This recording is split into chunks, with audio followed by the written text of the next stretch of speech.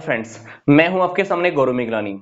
हमारा जो chapter continue चल रहा है that is cash flow statement. अब इस वीडियो में हम ये डिस्कस करने जा रहे हैं कि कैश फ्लो स्टेटमेंट का क्या फॉर्मेट है। फॉर्मेट में सबसे पहले हमें ऊपर क्या लिखना होता है, ये देखिए, cash flow statement for the year ending 31/3/2020। मतलब जिस भी डेट को आप कैश फ्लो स्टेटमेंट रेडी कर रहे हो वही डेट हमको ऊपर मेंशन करनी होती है। अब मान लीजिए हम 31/3/2020 को कैश फ्लो स्टेटमेंट रेडी कर रहे हैं, तो डेफिनेटली हमारे पास 2020 और 2019 दोनों की एंडिंग डेट का डेटा गिवन होगा। बोले तो बैलेंस शीट से रिलेटेड हमको बैलेंस शीट गिवन होगी, बैलेंस शीट से रिलेटेड नोट्स गिवन होंगे, कुछ एडिशनल इंफॉर्मेशन भी हमको मिलेगी। इस पूरे डेटा को यूज करके हमको क्या करना है, कैश फ्लो स्टेटमेंट रेडी करनी है। जैसा कि हमने पीछे वाली वीडियोस में डिस्कस किया है कि कैश फ्लो स्टेटमेंट 3 एक्टिविटीज का टोटल होता है। पहला, cash flows from operating activity, second cash flows from investing activities, third cash flows from financing activities.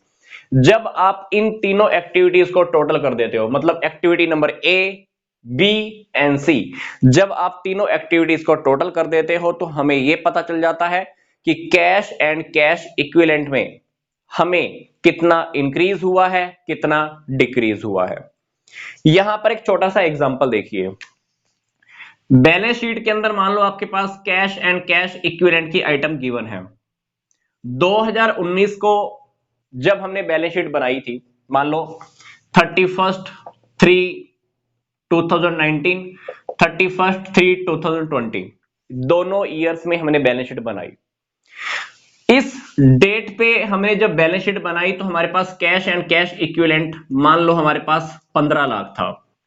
अब 2020 में भी हमने बैलेंस शीट बनाई, हमारे पास कैश एंड कैश इक्विवेलेंट है मान लो 25 लाख। अब आपको यहां पर क्या समझ में आ रहा है, 15 लाख यहां पर अब कितने हो गए, 25 लाख। इसका मतलब है कि हमने कैश एंड कैश इक्विवेलेंट में कितना इंक्रीज किया है, 10 लाख। ये यहां पर हमको देखने से तो समझ में आ रहा है कि 10 लाख हमने इंक्रीज किया है।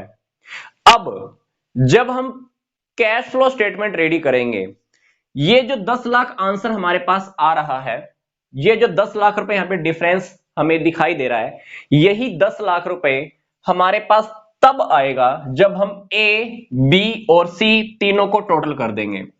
जब हम ऑपरेटिंग, इन्वेस्टिंग और फाइनेंसिंग तीनों एक्टिविटीज के अमाउंट को टोटल कर देंगे तो ये अमाउंट हमारे पास वापस आना चाहिए।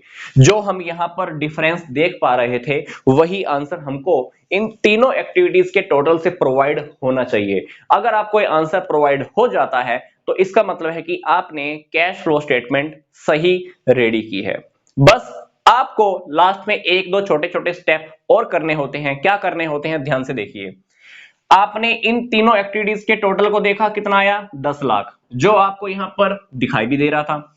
अब आपको क्या करना है, इस 10 लाख के अंदर प्रीवियस ईयर के कैश एंड कैश इक्विवेलेंट को लिखना है।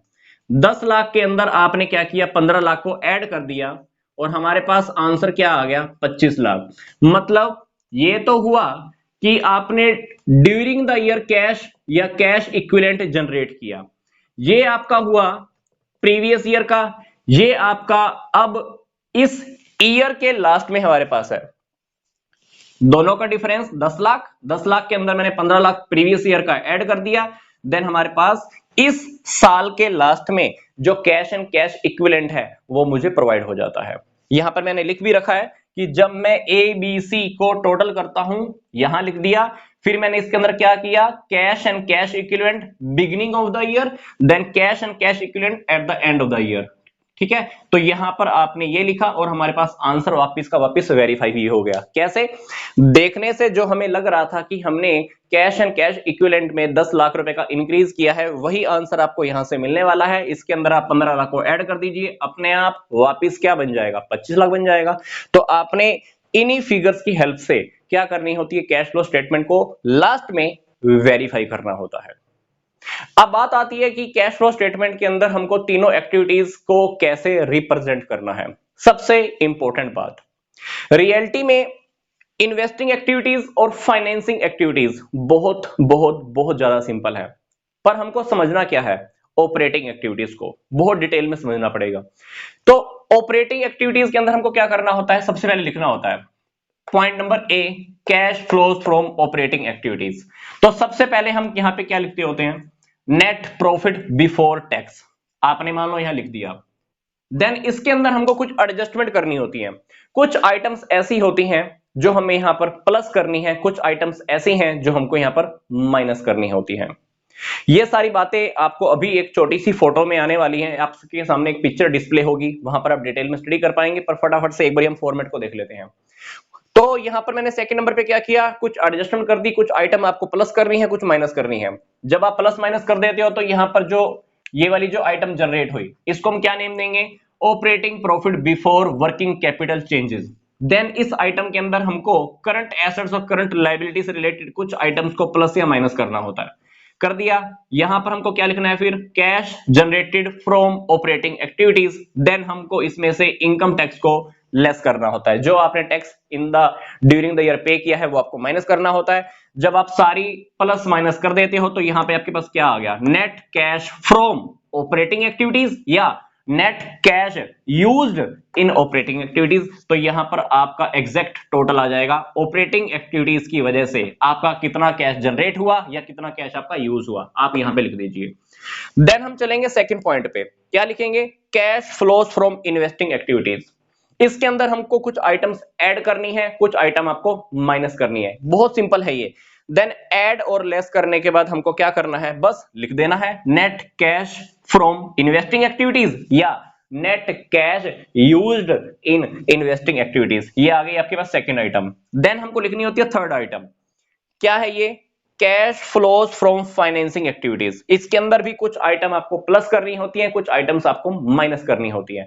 ये सारी बातें आपको मैं अभी बताऊंगा, एक पिक्चर डिस्प्ले होगी उसमें सारी एक एक आइटम है, मैं आपको एक्सप्लेन करने वाला हूं। देन हमको यहां पर जब हम प्लस माइनस कर देंगे, देन हमको क्या करना है, नेट कैश फ्रॉम या यूज्ड इन फाइनेंसिंग एक्टिविटी। तो यहां पर हमारे पास फाइनेंसिंग एक्टिविटी का अमाउंट आ जाएगा, पहला अमाउंट ऑपरेटिंग का, सेकंड इन्वेस्टिंग का, थर्ड फाइनेंसिंग का। देन ऑपरेटिंग, इन्वेस्टिंग, फाइनेंसिंग तीनों को हम टोटल कर देंगे, जो मैं आपको भी एक्सप्लेन भी कर रहा था। अब बात आती है कि जो सबसे थोड़ी सी टिपिकल आइटम है ये net profit from net profit before tax. ये आइटम मैं आपको स्पेशली नेक्स्ट वीडियो में अलग से एक्सप्लेन करने वाला हूं, क्योंकि इसी वीडियो में अदरवाइज क्या होगा, पूरी की पूरी खिचड़ी बन जाएगी। तो आइए अब हम एक एक टॉपिक को थोड़ा सा और डिटेल में स्टडी करते हैं। तो सबसे पहले अब हम डिस्कस कर लेते हैं cash flows from operating activities. इसके अंदर हमको लिखना होगा सबसे पहले net profit before tax. Then हमको इसमें कुछ आइटम्स एडजस्ट करनी होती हैं, जैसे कि हमको डेप्रिसिएशन को वापस प्लस करना होगा, प्रीमियम एक्सपेंसेस को प्लस करना होगा, गुडविल, पेटेंट्स, ट्रेडमार्क का अगर डेप्रिसिएशन वगैरह लगाया है आपने पहले से तो ये भी आपको प्लस करना होगा। Interest on long term borrowing ये आपको प्लस करना होता है, loss on sale of fixed asset ये भी आपको वापस प्लस करना होता है, क्योंकि ये वो आइटम्स हैं जो नॉन ऑपरेटिंग आइटम होती हैं या नॉन कैश आइटम होती हैं। जैसे कि अगर हम बात करें डेप्रिसिएशन की, डेप्रिसिएशन की वजह से कभी भी आपका कैश इफेक्ट नहीं होता, इसलिए हमको ये डेप्रिसिएशन प्रॉफिट में वापस ऐड करना होता है। अब बात करते हैं कौन सी आइटम्स मुझे माइनस करनी होगी, जैसे इंटरेस्ट की कोई इनकम है, डिविडेंड की इनकम है, रेंटल इनकम है, profit on sale of fixed assets है, तो ये सारी आइटम्स मुझे लेस करनी होंगी। इसके बाद हमारा क्या बन जाएगा, operating profit before working capital changes. अब हम क्या करेंगे, करंट एसेट्स और करंट लायबिलिटीज के अंदर इंक्रीज या डिक्रीज को प्लस माइनस करने वाले हैं। जैसे कि पहले हम ऐड करने जा रहे हैं, करंट एसेट्स के अंदर हुआ डिक्रीज को लेकर। करंट एसेट्स के अंदर डिक्रीज का क्या मतलब है, सोचकर देखिए। हमारे पास मान लीजिए डेटर्स की बात करते हैं, हमारे पास डेटर्स थे पहले 1 लाख, अब वो डेटर्स हो गए 50,000। इसका मतलब क्या है, हमने डेटर से 50,000 रुपए वसूल कर लिया, मतलब डेटर्स में जो डिक्रीज हुआ है 1 लाख से डेटर हमारे हो गए 50,000। तो इसका मतलब है कि डेटर्स में डिक्रीज हुआ, मतलब डेटर से पैसा आ गया, तो हमारे पास पैसा आना मतलब प्लस करना। तो करंट एसेट्स में कमी को हम इसी तरह से प्लस करते हैं और करंट लायबिलिटीज के अंदर इंक्रीज को भी हम प्लस करते हैं। अब हमको कुछ आइटम्स माइनस करनी होंगी, जैसे कि करंट एसेट्स के अंदर इंक्रीज को हम माइनस करेंगे, करंट लायबिलिटीज में डिक्रीज को भी हम माइनस करेंगे। अगर ये आइटम्स आपको अभी भी अच्छे से समझ में नहीं आ रही हैं तो मैं इसकी भी अलग से एक वीडियो बनाऊंगा नेक्स्ट, आप उसमें जरूर देखिएगा। Special operating profit before working capital changes को लेकर होगी, आने वाली एक दो वीडियोस के अंदर आप ये भी देख पाएंगे। अब हमारे पास क्या बन जाएगा, कैश जनरेटेड फ्रॉम ऑपरेशंस। अब हमको इसमें से इनकम टैक्स पेड करना होता है। अब हमारे पास क्या रह जाएगा, सारी आइटम हमारी प्लस माइनस क्योंकि हो चुकी हैं तो हमको क्या नेम देना होगा, net cash from operating activities या net cash used in operating activities. अब हम बात करते हैं cash flows from investing activities. तो सबसे पहले आपको यह देखना है कि जो भी आपने प्रॉपर्टीज वगैरह सेल की हैं उनको सेल करने से अगर हमारे पास पैसा आया है तो आप उसको प्लस कर दीजिए। गुडविल वगैरह सेल की है तो उसको भी आप प्लस कर दीजिए। नॉन करंट इन्वेस्टमेंट या आप लॉन्ग टर्म इन्वेस्टमेंट कह लीजिए, उसको सेल करने से पैसा आया तो उसको भी प्लस कर दीजिए। आपको कहीं से डिविडेंड रिसीव हुआ है, इंटरेस्ट रिसीव हुआ है तो प्लस कर दीजिए। हमको कहीं से रेंट रिसीव हुआ है तो उसको भी आप प्लस कर दीजिए। पर अगर आपने फिक्स्ड एसेट्स परचेज की है तो आपके पास से कैश चला जाएगा, इसलिए हमको माइनस करना होगा। माइनस वाली आइटम्स को आपके इस फॉर्मेट में ब्रैकेट में प्रेजेंट किया गया है। अगर आपने गुडविल परचेज की है तो आपको माइनस करनी होगी।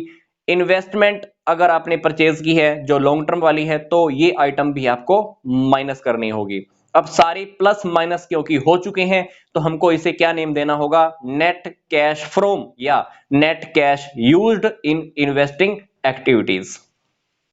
अब हम बात करते हैं cash flows from financing activities. इसके अंदर क्या होगा, सबसे पहले हमको लिखना होगा proceed from issue of shares and debentures. मान लीजिए आपने शेयर्स या डिबेंचर्स इशू किए हैं तो उसको इशू करने से आपके पास पैसा आएगा। हमको तो पैसे से मतलब है तो हम क्या करेंगे, प्लस कर देंगे। लंबे समय के लिए अगर हमने उधार लिया है, बोले तो लॉन्ग टर्म बोरोइंग, तो आपके पास पैसा आएगा तो आप उसको प्लस कर देना।